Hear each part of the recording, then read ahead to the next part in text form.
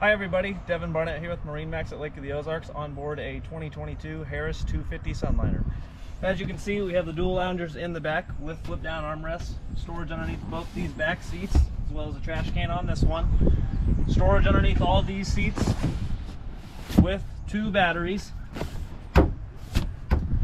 powered by a Mercury 300 and a 10-foot Bimini. Make our way up to the helm. We have our stereo powered by JL Audio, 6 speakers, 7 amps, digital throttle, all our master controls right here, and a Simrad screen. We also have our M4 storage.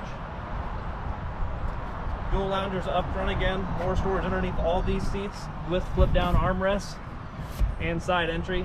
If you have any questions, give me a call, 573-606-3037.